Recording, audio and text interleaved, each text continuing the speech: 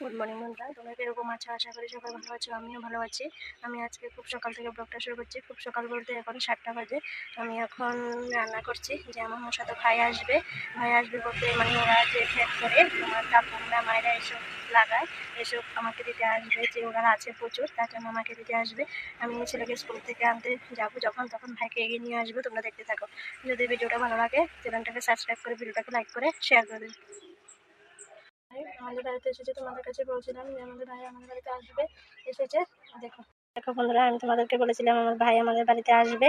এই দেখো এসেছে। এই দেখো ব্যাগ কি কি এনেছে তোমাদের সাথে শেয়ার করবো। এই দেখো, আমি দেখি কি কি এনেছে। এই দেখো পাপড়, এই দেখো এখানে কলমি শাক, এই দেখো এখানে লতি, এই দেখো এখানে ডিম, এই দেখো এটা কি, এটা এটা কি টাকা রে ভাই? তরই। এই দেখো, এই দেখো এখানে দেখি শাক, এই দেখো কাঁকরোল,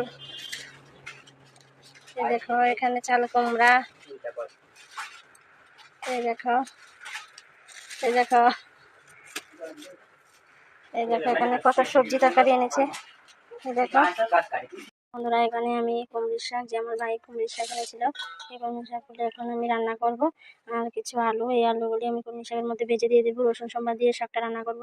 আর এখানে যে পেঁয়াজগুলো দেখেছি হয়, পেঁয়াজগুলো দিয়ে আমি মাছ পেঁয়াজি করবো। দেখো বন্ধুরা, এখানে ডাল ডাল রান্না করেছি। আর এখানে কাঁকরোল ভাজি, এখানে দেখো কুমড়ির শাক, আর এখানে মাছ পেঁয়াজি আমার হয়ে গেছে, রান্না করা কমপ্লিট।